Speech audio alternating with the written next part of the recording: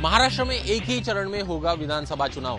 20 नवंबर को होगा मतदान और 23 नवंबर को आएगी रिजल्ट। महाराष्ट्र की सभी 288 सीटों पर एक ही फेज में वोटिंग होगी। सुबह में विधानसभा चुनाव के लिए 22 अक्टूबर को नामांकन शुरू होगा। 29 अक्टूबर तक नामांकन होगा। नामांकन की जांच 30 अक्टूबर को होगी। नामांकन वापसी की आखिरी तारीख 4 नवंबर है। सभी सीटों पर 20 नवंबर को मतदान होगा।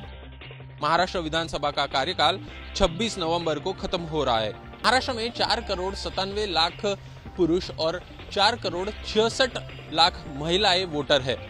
सुबह में करीब 21 लाख मतदाता पहली बार वोट डालेंगे।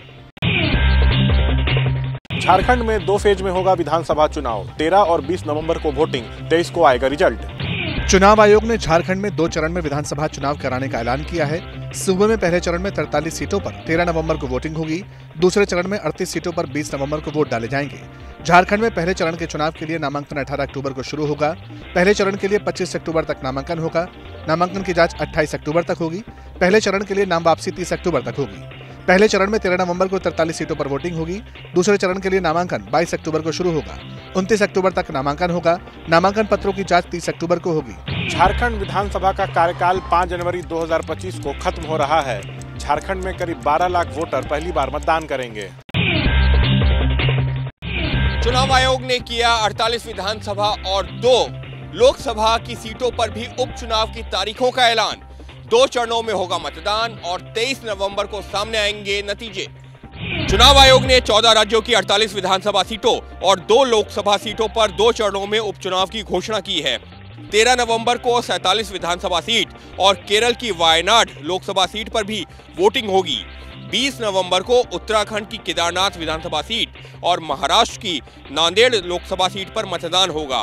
वोटों की गिनती 23 नवंबर को होगी।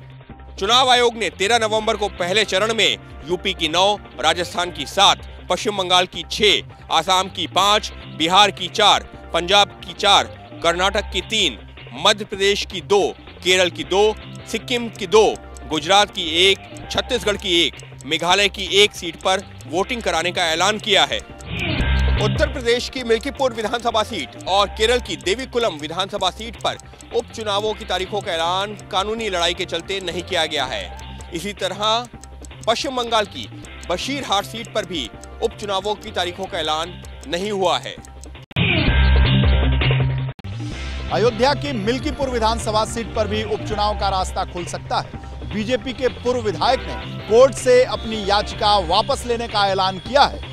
मिल्कीपुर विधानसभा सीट पर उपचुनाव का जिस वजह से ऐलान नहीं हुआ, उस रोड़े को दूर करने के लिए खुद बीजेपी के पूर्व विधायक गोरखनाथ बाबा सामने आए। उन्होंने कहा कि वो हाईकोर्ट से अपनी याचिका वापस लेंगे। इसमें पिटीशन को विड्रॉ करेंगे और विड्रॉ करके उसके बाद इलेक्शन कमीशन को भी इन्फॉर्म कर देंगे। मिल्कीपुर सीट पर साल 2022 में हुए विधानसभा चुनाव के नतीजे का मामला अभी इलाहाबाद हाईकोर्ट में लंबित है। तब समाजवादी पार्टी के अवधेश प्रसाद विधायक चुने गए थे, जिसे गोरखनाथ बाबा ने इलाहाबाद हाईकोर्ट की लखनऊ बेंच में चुनौती दी थी। आपको समाजवादी पार्टी से हार का इतना खौफ है तो आ गया समझो मर गया। याचिका वापस लेने और केस के रफा दफा होने में जितना समय लगेगा उसी से तय होगा कि मिल्कीपुर में उपचुनाव जल्द होगा या देर से होगा। महाराष्ट्र और झारखंड विधानसभा चुनाव के लिए कांग्रेस ने घोषित किए पर्यवेक्षक। अशोक गहलोत, सचिन पायलट, भूपेश बघेल और अधीर रंजन चौधरी जैसे नेताओं को मिली जिम्मेदारी। कांग्रेस ने महाराष्ट्र के अलग अलग क्षेत्रों के लिए वरिष्ठ पर्यवेक्षकों की नियुक्ति की है।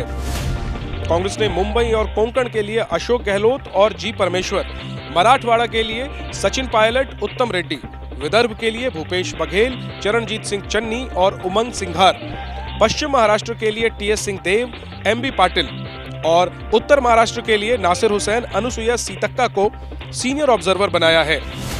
कांग्रेस ने मुकुल वासनिक और अविनाश पांडे को महाराष्ट्र के लिए सीनियर चुनाव कोऑर्डिनेटर बनाया है।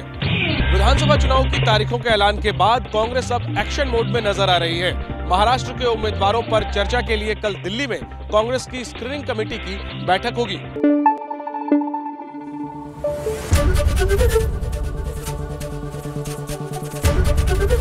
एबीपी न्यूज आपको रखे आगे।